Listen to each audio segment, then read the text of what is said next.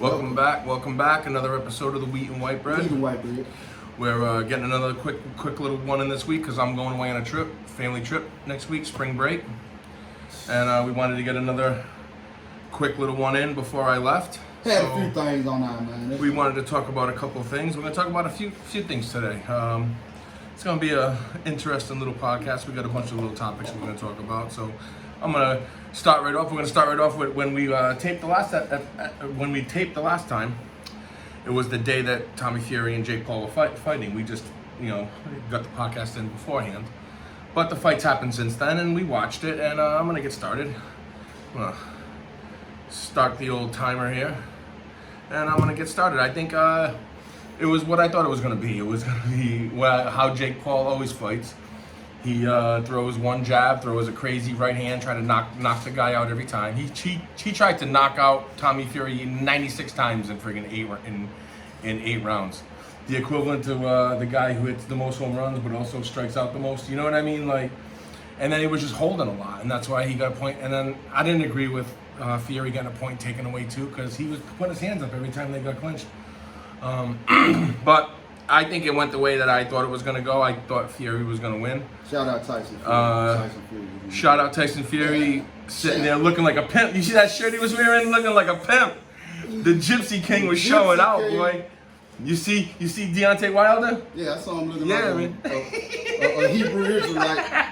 He looking like he one of the three kings going to give Jesus the gifts, yo. Look like one of the Moors around here. What did you think about the fight? Let's get through this. I'll be quickly. real. I mean, it was alright for what it is, and for the two fighters. I mean, Tommy Fury he has a following. Tommy Fury has actually got a belt. He is a champion. So Tommy Fury, in my opinion, did what he had to do. You're supposed to win. Yeah. I mean, and for Jake Paul, I mean, hey, it's a loss, and at least you had somewhat of professionalism in defeat. I give you that, but you still had to give Tommy Fury credit. His brother, and his whole training staff, they was on his ass. They was on his. They were telling him they were gonna disown his ass. Hey, come on, man. So but that was a good fight. Hey, Jake Paul, y'all keep it up. Tommy Fury, I'm looking for you. I want to see the next one. I want to see the next one, and I didn't. And just to I'd be remiss not to mention it, but I didn't appreciate between round 3 and 4 when they were interviewing Logan Paul how he had to get even the commentator said there's a time and a place. Yeah. That's before the fight. During the fight, after the fight, usually the fighters are respectful, and they were respectful after the fight. The good part of it is they can do that because they're not in America. Yeah, it's true. They wasn't in America, so I mean, America has a few more sanctions and stuff that they put over what my disappointment in Logan Paul is dwarfed by my disappointment in our next story. My fallen from grace, my boy Willie McGinnis, ex-Patriot, longtime Patriot. I think he's been charged with 2 felonies, each carrying about a 4-year prison sentence each. Think they're gonna throw him in jail, White Bread? I think he's gonna do some time. I mean, and by the video he should. I mean, we both watched the video. We did a podcast earlier about it, and it's just not the way you're supposed to act when you're an athlete / commentator / sports figure with the statute of Willie McGinnis, Super Bowl champion. You need to carry yourself a little better than that. I think we both agreed on that when we both watched the video. Especially when you actually a real professional, man. Or at least we thought you were. But we thought you were. Hey, you ran up inside this fight like it was on from like a powder neck bone. He was going there with bad intentions, and when you get to that stature, you need How many years you think they're gonna make him do, White Bread? He's probably out of the 8. I'd say 6. I'd say 6, probably 5 to 6 years. I mean, he did assault the guy, hit him with a bottle, and that's the problem is their assault with a deadly weapon. That's that's a serious charge, man. I mean, and he can't deny it. He can't deny it. He's on tape doing it, so he can't. There's no defense. Damn, really? There's no defense. You can't. There's no that wasn't that wasn't me. Yeah. No, that was you, and you made a poor. Like I tell my kids, you make one bad judgment call one night, and it could cost you for more than you could ever know. And I this didn't is preach that with your white bread. this On is table the one insane- time. It that's it. It just takes one bad judgment. One call. dumbass move can cost you all that money. That's it. So Your freedom. with that being said, we're going to move on to another athlete who's been having a lot of trouble lately, and it's from my buddy Wheatbread's team, the Memphis Grizzlies. This John Morant seems like his troubles just can't go away. He just is going from one to the next here. And what do you think? I mean, I know you said that. I'll scroll down for you. I know you said that you're a Memphis Grizzlies fan. Obviously, they're one of the top. They're a top 5 team in the league, I think, record wise. Number 2 in the West. They're a really good team. He's a really good player. Could be the face of the league someday. I'm gonna say this, white bread. Yep. You know, from what I've been looked at and what I done read a little piece on, we won't ever get the full truth. We have to still take second and third hand accounts. Yeah. But if it happened in Memphis, this happened in Washington. Yeah. Okay. So I'm gonna say this, cause it's the same way wherever you got, folks who from the hood. Cause most of the kids in the hood love John Morant. I mean, I'm not speaking of those. Yeah. I'm not saying don't nobody else. Okay, so don't beat me down. But for the people in the hood, when they see him, people have to know that it's still supposed to be a etiquette that we all supposed to be able to have when we come in, meeting people. Just cause he's famous don't make him no different than being a grown man. Yeah. And nowadays, like I told you before we went on, some of these folks may be real disrespectful when they talk to people, man. That's why I said I would hate to do a lot of assuming. I wish I knew John Morant or somebody from his camp personally, where I could really get a real scoop for us. But if it's anything like what I think it was based upon a couple of the folks' statements that they made about it, John Morant, man, you can't go up being threatening to nobody. That's a problem with anybody, let alone a famous person, an athlete, an actor, or whatever. They really, because they're going to always catch more scrutiny, but they will also get the benefit of the doubt way more than you will, especially if you're wrong. Yeah. Now for John Morant to leave the scene, to me, if what they say is true, if you left the scene and came back, he didn't brandish a weapon. He just he put his weapon on him. And evidently, there's no everything that I'm reading. There's no evidence that he even actually had a gun on him. Right, but I'm just saying that. But a lot of the early articles said that it was reported by one of the victims saying that the kid that beat him up said he pulled a gun on him. He showed a gun to him. Yeah, he left, put the pistol in his pants, and then came back. Like, yeah, you know what I'm saying? Because some of these folks, man, talk so crazy, and then, hey, if the young kids and the young folks don't want people to be up on such defense with you, man, you got to ease up on the pressure. Yeah. You can't be out here trying to be so threatening where you want everybody to be scared, because a shaky motherfucker will kill you first. Now, my thing about this, now I don't know what happened. Obviously, we don't know what happened. Like you said, we'll probably not know everything that happened. Right. Whenever I see an athlete, especially of John Morant's status, like I said, the potential face of the franchise, right. MVP player. He is a face. I mean, he is phenomenal. Right. Phenomenal. He drives like AI, dunks on people. He's phenomenal. Phenomenal athlete, phenomenal player, phenomenal talent. I think, like we just said about Willie, when you get to that status, he's at that status now. He's one of the top. People say who's the best player in the league. He's in the conversation. There'll be people making a case for him, and you can't deny it. You watch him play. He's Hall of Famer. We've all watched him play. The guy's phenomenal. Right. So when you get to that status, I think you need to be able to just,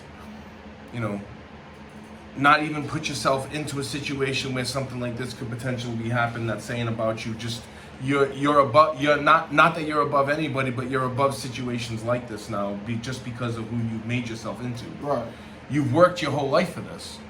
You should get past all this bullshit and just live your life like you're supposed to now. You made it. There's a lot of people a lot of people that are struggling where like we were just talking about this. There's a lot of people who don't know where their next meal is coming from. And then, when I see athletes like this getting into situations like this, it kind of I feel bad for the guy kind of, because it's avoidable. You know what I mean? He's already got a great life. Just live it.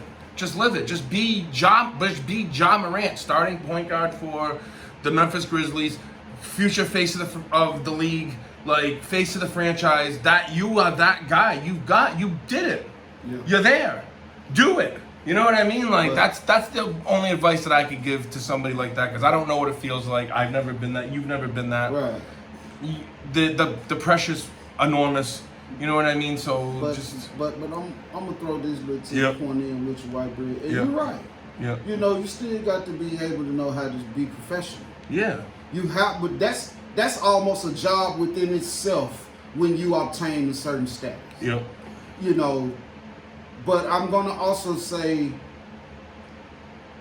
it's almost to the point then, if you do become famous Yeah. or real successful, Yep. that comes with some form of fame or attention for you. Yep. I can understand you don't want, because I don't want to never not be able to walk up. If I saw Hulk Hogan, one of my childhood Right, yeah, idols, I would love to absolutely. be able to walk up, and I'm going to be humble. Yeah. I'm going to be so humble because you don't run into these people on the regular. No. Cuz. No. I would, the same way, even though it was a bad experience, but I still know I saw Allen Iverson one day at the gas station, and I'm just saying, but I was humble when I met him. Yep. It didn't matter how rude he chose to be, Right. or whatever the case was. I didn't make nothing of it because it just does something to you just to even be in the presence of these people. Yeah.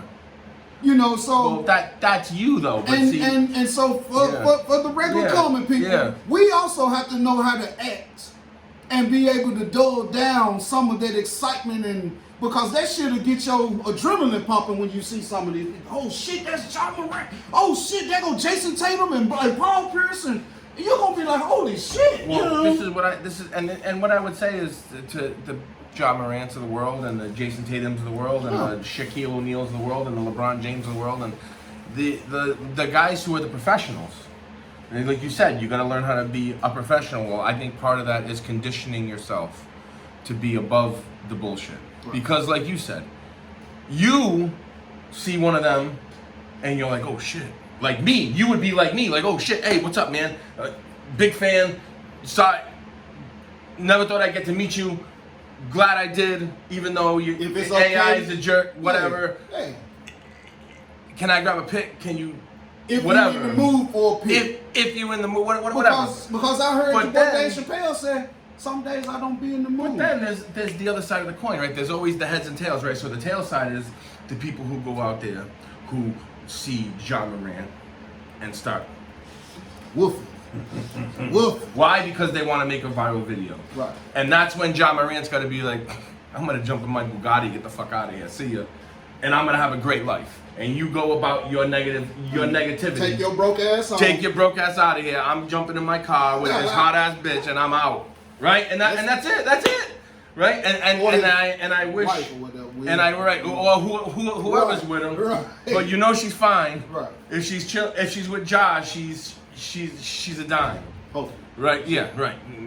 I'll be willing to bet a lot of money that she's a dime. So, but all right. So, moving on, we're gonna move on. Just from be that. careful, Ja. Just be careful, Ja. And we're gonna move on right to the NBA standings, and we're gonna talk about.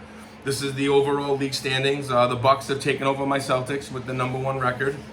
Celtics are only half a game back. They deserve it though, because they on what, about a 15, 16 game win streak? They are on a 16 game winning streak. Yeah. They are hot right now, boy. Giannis done been flat foot balling. They are playing their ass off. It's gonna be, if I want to see that ECF Celtics versus Bucks, and then I want to see Denver and Memphis are like, gee, right up there, baby. Denver and Memphis, #3 and #5 in the league. Woo! That's gonna be a great. If that could be the Eastern Conference Finals, Bucks versus Celtics, and the Western Conference Finals, the Nuggets versus the Grizzlies, I don't think anyone would be bitching about that. And I'm gonna say this: look at the wins and the losses. Yeah. I have to give a shout out to just the competition that the players bringing, because you ain't seeing no. If you win 56, 58, 60 fucking games this season ongoing, y'all got a real squad because you got teams that are really, you got people who playing like they got a point to prove, and I like that. Every year, and because 8 teams make it, right, from each conference, right? Every year we see teams with losing records in the playoffs, right? Every year.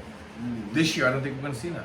I think every team's going to be 500 or above. I think, like pointing out to you, like you got a lot of teams, like you go from number 1 to number 14, number 14. In the West, maybe, but in the East, you'll see a team with a losing record may slip into the AFC. Well, let's see. Let's see what it is right now.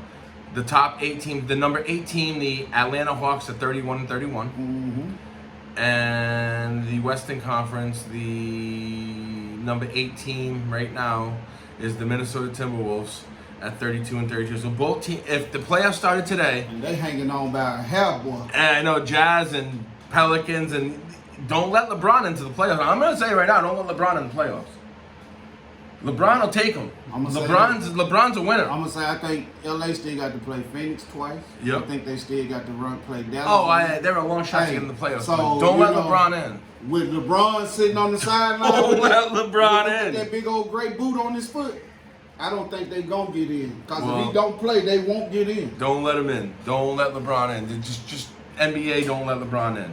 It's like you can let him in. I mean, LeBron playing for records anyway. He ain't really worried about every time he shoots a hoop. He playing for every records. Time he scores a basket, it's a new record. LeBron just knows how to break fucking records, man.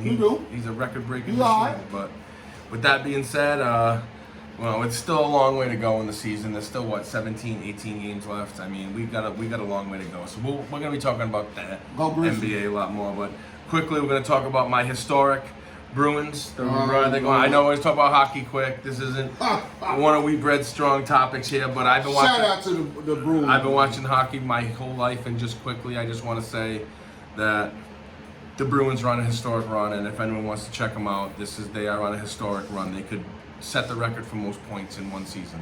So that's just, with that being said, with the history of the NHL, and we know the great teams that have come before this year. Send us some tickets, y'all. We'll come to the Stanley Cup and go live, y'all. We'll go live. White Bread, we'll put it on the bucket list for White Bread. Send us some tickets. I'll come down with it. We got to quickly move on here because we want to talk about a couple more things.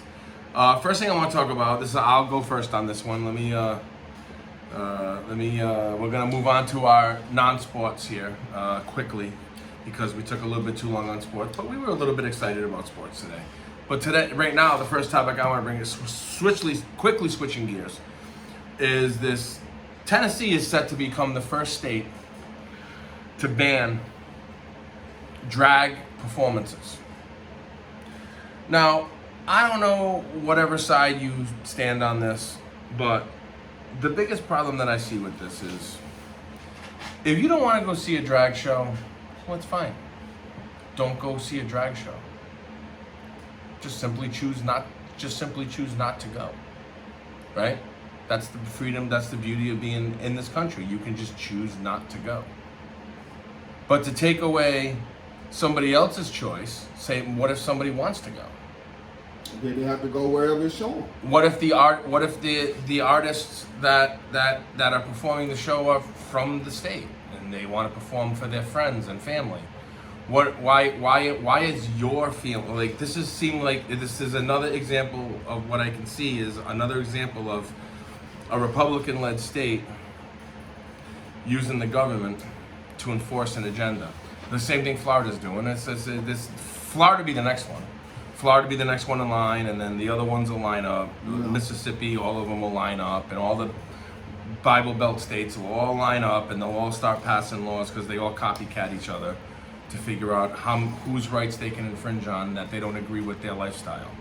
And that's not how this country's supposed to work. We're supposed to be the land of the free. And that's all I'm gonna say about it. I don't live in the state. I've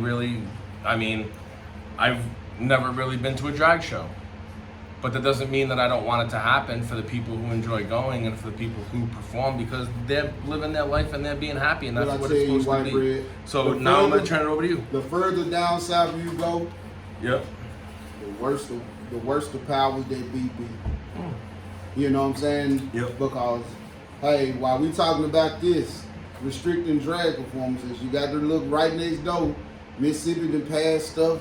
All these different, they trying to bring back in some parts of slave codes and all of this. Then they They want their own separate government where only white people can arrest white people. We talked about that in a couple podcasts ago. But then won't let only black people arrest black people. Right. You know, y'all excuse me right quick. Oh, it's all right. Technical malfunction. But won't let only black people police and arrest black people. You know, it's just sad. But I mean, hey, when you've given some people power, some people get power drunk, and that goes for state, local, federal, all of that. They get power drunk. International, they get power drunk.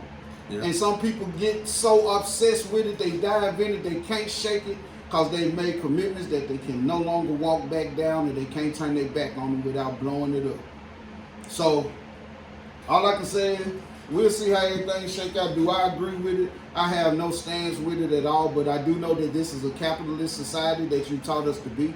And so for the people who did have their venues set up, and I know telling how much money that drag show was bringing, right, wherever it went, you've hindered these people money. Are you going to compensate these people who had them booked? You know, just because you all said no, we don't want this down. Because if that's the case, if you're going to do that, then it can't just be on one thing. You have to do it on everything.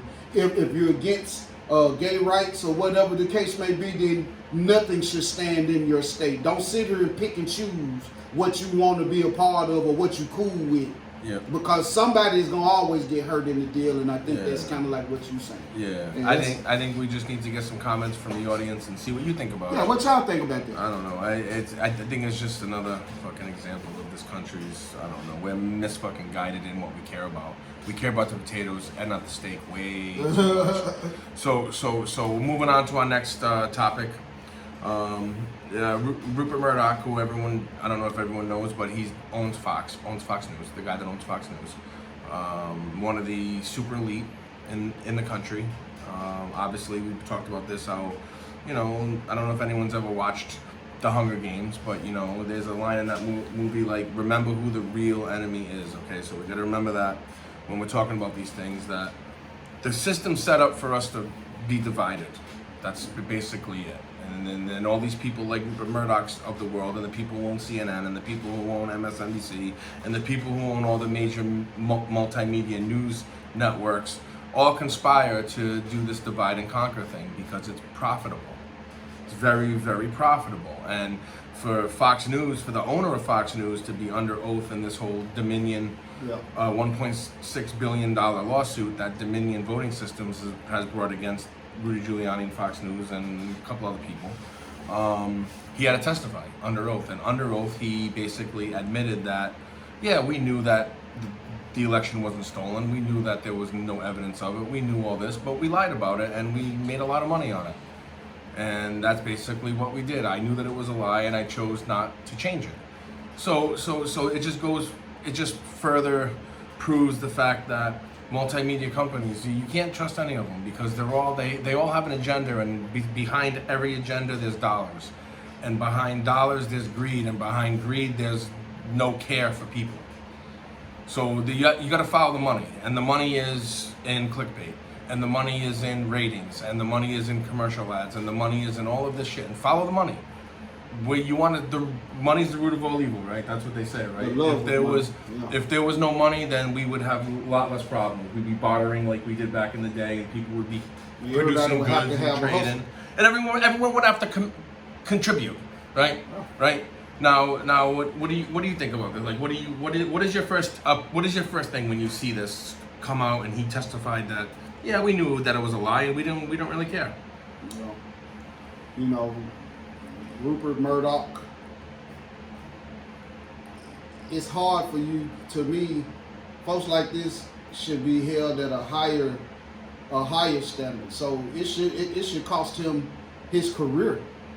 You know what I'm saying? Because you help feed a narrative. Because you have some people who feel like that, they can trust Fox. The opposite side is so against one side. Yep. And so you have some people who are neutral to it, but they're all open ears to it. So when they're hearing, if they trust in you because you have such a big reputation with news, supposed to be giving facts and truth to the people, we supposed to be able to trust our news outlets to always be as honest and open with the people, because we, the regular common man, we gonna feel it before anybody will. You know what they need to do, man? Honestly, they need to dust off. I think he might have passed away, and if he did, rest in peace. They need to get Walter fucking Cronkite back. Where is there another Walter Cronkite, man? They need to bring somebody like that who just talked the news. I don't know if you watched this show back in the day, but this HBO came out with a show called the Newsroom. Yep.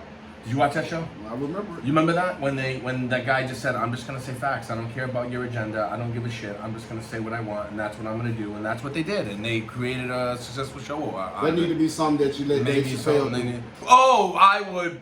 My God, if Dave That'd be Chappelle, probably the most highly rated to watch news. if Dave Chappelle ever did a newscast, everybody would watch it. He'd have 200 million viewers. Yeah. And that's one of the guys that could actually make a difference. Because everything that guy says makes sense. I don't care if you hate him, don't like him, whatever. You listen to what that man has to say, and a lot of things that he says he learned through experience. You understand what the rankings he came up, started at a very young age, 17 years old. He probably got talked a lot of shit to because he was better than everybody. But I just believe that with a person like him, his credibility would go a long way. He wouldn't have no dog in the fight to not tell the people the truth. Because he's got fuck you money. Dave right there is one thing, but I'm just saying he know the majority of his people live poor. Mm-hmm. The majority of his family probably is living in the hood like my family and so many other people's families. Well, look at where he lives. He lives in a farm town. Trailer park for the other families. Yep. And, you know what I'm saying? Most of that's the living. And Yep. so, we really, the poor people, the poor crew, we really deserve the truth at all times, because we should always be given the option on how to be able to keep surviving, to keep living. Yeah. Because regardless, for you rich motherfuckers, if the poor stop or cease to exist, your money cease to keep coming. No, rich people need poor people. Of course. We've talked about this a lot of times, and my opinion is rich people need three types of people to stay rich. They need three types of people.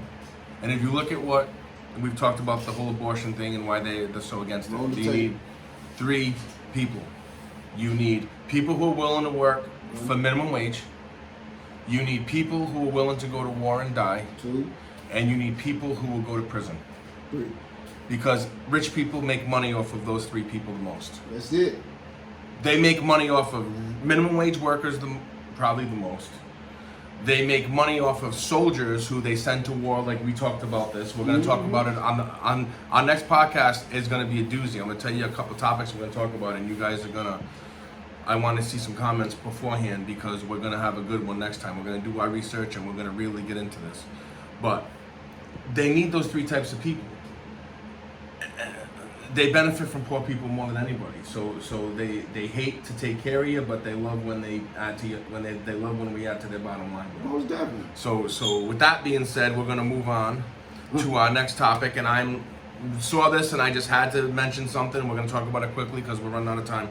But New York City has settled and has agreed to pay $21,500 at a minimum to like this group of like 300 protesters on June 4th, 2020, during a Black Lives Matter protest in New York City, were basically kettled, which is mean the police surrounded them, gave them nowhere to go, and then started to pepper spray them, 320 people, pepper spray them, beat them, and when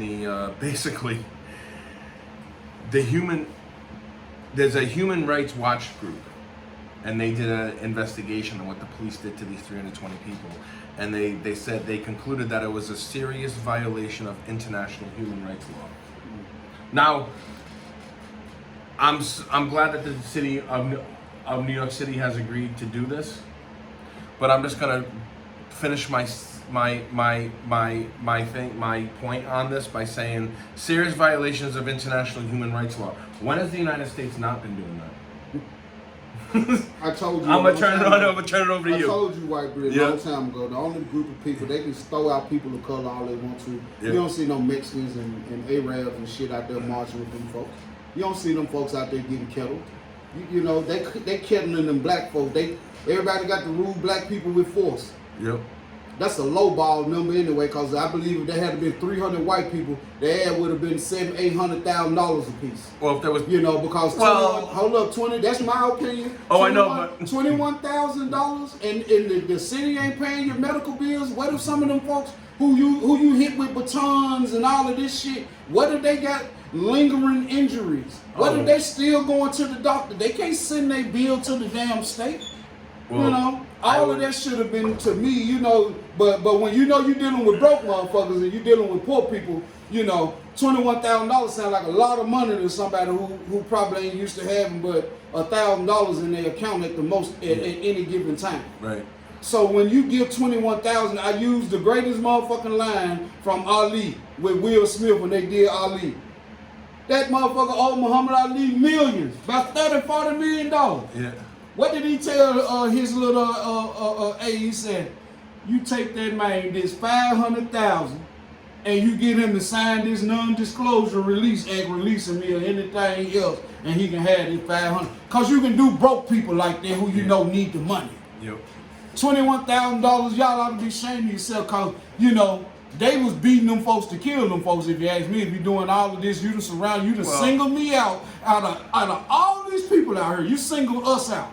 Yeah. Beat the living shit out of us to make a point and use us as a fear tactic to get other people to not want to keep protesting. Yep. Y'all a bitch.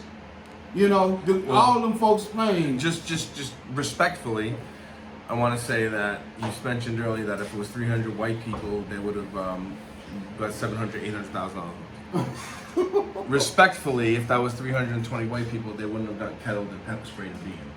My man, white bread. So with that being said, that's real. We are getting to the end of our time, but I'm gonna preview, like I said, the next time that we come on. What you got? We're gonna talk about, is the United States heading towards World War III? We're gonna talk about that for a bit. We're gonna do a bunch of hot topic, you know that. Though. Hot topic right now. I want y'all to, to think about that. And the other topic I want to talk about, which we'll spend a little less time on, we're gonna spend a lot of time on this World War III thing because it's important, is these Chinese operated police stations. They have 100 of them, so spread out all over the world, and there's a few of them that are in the United States. Wow, did you guys know that? No, they're not. Now they don't have the power to arrest an American citizen, but they do have the power to inflict some of their laws onto Chinese people who are living here. And I don't know. Who probably never lived over there. And I don't know if that's. We're gonna jump into it, but you guys do your own little research. You got time. We got time. We're gonna get back at it after March 13th. After I get back in town, trip, white bread. I'm gonna try to have a good trip with my family. Everyone have a. I might still go live, y'all, up on the Instagram. You check it out, man. Check me out on the Instagram. MaxSmooth.wheatbread. Yep. And then I'd be remiss before signing off to not mention the Maryland Arena Foundation. Yes. We are helping a couple of women out. I made a couple of good contacts this week when I was driving around my Uber ride, and I was able to connect one of the people who were helping with a holistic healer and an herbalist and somebody who I met in my car. Yep. And we got to talking, and she's a phenomenal person, and I'm hoping that she can help her out because this woman needs some help. She's 35 years old and she has stage 4 breast cancer. So shout out to all of the people who donated to the Maryland Arena Foundation. Thank you. Shout out to all of the venues that have allowed these beautiful fundraisers. Yep. And you got White Bread got a nice one in the works. Don't tell them. Don't tell them. You got to catch him on his Instagram. Catch him on the MarylandArena.org to be able to get the information. MarylandArenaFoundation.org. We're going to be updating the website. Shout out to you guys and gals. Shout out to the Uber riders who pay attention to this and leave their feedback. You guys make this worth doing it. So hey, if you don't mind. Hit that subscribe button. Please hit the like and subscribe. Check us out. Y'all be loving. We're just sitting here chilling. That's it. Come and join us. Hey. All right, man. With that being said, I gotta go. We'll see ya. Shout out.